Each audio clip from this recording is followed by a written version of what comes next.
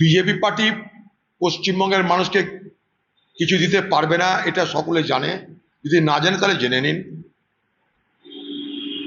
ভোটের আগে অন্নপূর্ণা ৩,০০০ টাকা, কিন্তু যেখানে বিজেপি পার্টি ক্ষমতা আছে সেখানে তো ৩,০০০ টাকা দিচ্ছে না কোথাও।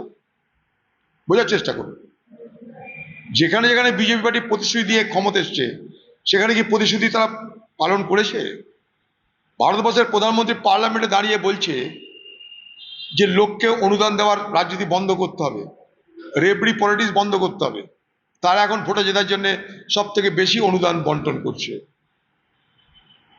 ভোট হয়ে গেছে, গল্প শেষ হয়ে গেছে। ভোটের পর সব থেকে অত্যাচার কার উপর নেমে আসছে? গরিব হকারদের উপরে। দেখুন ভোটের পর কোন চোর ধরা পড়েছে। এই মুর্শিদাবাদে, এই বহরমপুরে একটা তৃণমূলের চোরের কোনো খোঁজ আছে? তাকে চুরি হয়নি? আমি কাল পরশুর মধ্যে আপনার তথ্য দিয়ে জানিয়ে দেবো যে কত টাকা কোথায় কিভাবে চুরি হয়েছে। আগে জানিয়েছিলাম যে এখানকার চেয়ারম্যান তার শাশুড়ির নামে কত কোটি টাকা কাজ করেছে, তদন্ত হয়েছে হয়নি। কারণ একটাই, বিজেপি মদত করছে তাকে। সব বিজেপি না, বিজেপি একটা অংশ মদত করছে, আগেও বলেছে আজও বলছে। তো কি কাকে দেবে কে? বাংলার দরকার রুটি রুজি, যে কথা তুমি বলে গেছো। ভোটের আগে যে প্রতিশ্রুতি, শিল্প করব, বেকারদের ভাতা দেব, চাকরি দেব, সেগুলো কই? তার কি ব্যবস্থা? দিয়ে দেব, কই ব্যবস্থা? কোথায় ডিএ? কোথায় শিক্ষকদের চাকরি? কোথায় বেকার ভাতা বলুক, কই? আমি কালকে যেটা সিলেক্টিভ যা হচ্ছে, বেছে বেছে, একতরফা না, মানে এক ধার থেকে না, বেছে বেছে। মাথা নিচু করো নাহলে ইডি যাবে, মাথা নিচু করো নাহলে সিবিআই যাবে। এই যে এতদিন ধরে বিজেপি পার্টি, অমিত শাহ বলতো না ঘুষপেটিয়া ঘুষপেটিয়া ঘুষপেটিয়া, তো বাংলাদেশ থেকে শুধু ঘুষপেটি আসেনি, বাংলাদেশ থেকে পার্টিও চলে এসছে ঘুষপেটিয়া করে। কারণ এই পার্টিরা বাংলাদেশে আছে। এই যে ন্যাশনাল সিটিজেন পার্টি, এই পার্টিটা বাংলাদেশে আছে। তাহলে তো এবার অমিত শাহকে সতর্ক হতে হবে। আগে তো বাংলাদেশে ঘুষপেটিয়া ছিল, এখন পার্টিও ঘুষপেটিয়া কর রহে হ্যাঁ।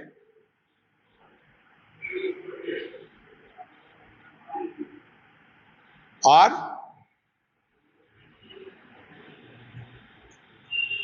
আমি এই ন্যাশনাল সিটিজেন পার্টি না বলে আমি বলতেছি ন্যাশনাল সিটিজেন পার্টি। চিটারেরা ন্যাশনাল সিটিজেন পার্টি চিট করে করছে। সরাসরি বিজেপিতে ঢুকলে জাত থাকবে না, তাই বিজেপির সহোদর ভাবে থাকবো, নাম বদল করে। তো যে যেখানে থাকে সেখান থেকে হাইকোর্টে নোটিশ চলে গেছে তার বাড়িতে। গুজরাটে যেখানে থাকে হাইকোর্টে নোটিশ চলে গেছে টাকা চেয়ে। আর গুজরাটে থাকবে, বাহাদুরি করবে বিজেপির বিরুদ্ধে, সে দম কি থাকে সকলের? আর এখানে সে এসেছিল ইভেন্ট খেলার জন্য, টাকার বিনিময়ে এসেছিল। চুক্তি শেষ, কেন সে রিস্ক নিতে যাবে? তার সঙ্গে চুক্তি ছিল টাকা নাও, আমাদের হয়ে ভোট করো। যেমন কোথাও টাকা নিয়ে খেলা করে, টাকা নিয়ে ভোট করে, সবই খেলা। এগুলো রাজনীতিটাও খেলা, খেলাটাও খেলা, বিজেপিতে যাওয়াটাও খেলা। আর যারা এখান থেকে গেছে তারা যে 3 বছর পর তো আর তৃণমূল পার্টি জিতবে কি জিতবে না তার কোনো গ্যারেন্টি নাই, তৃণমূল টিকিট দিবে কে দিবে না তার কোনো গ্যারেন্টি নাই। কিন্তু বিজেপি পার্টি করলে কি হবে? 3 বছর আরামসে খেয়ে দিয়ে মস্তি করে ধান্দা করে থাকা যাবে। 3 বছর পর যদি করে দয়া হয় বিজেপির, সেখানে টিকিট দেয়, তার জন্য এখন থেকে বিজেপির পায়ে তেল মালিশ করা শুরু করে দাও। কোনো বদল হচ্ছে না, হবেও না। এতে রং বদলেরই খেলা এখানটায় বাংলায়। নীল থেকে গেরুয়া হবে, গেরুয়া থেকে নীল হবে, রং বদলি বদলি চলতে হবে। গিরগিটি গিরগিটি থাকবে, রং খালি বদলাবে।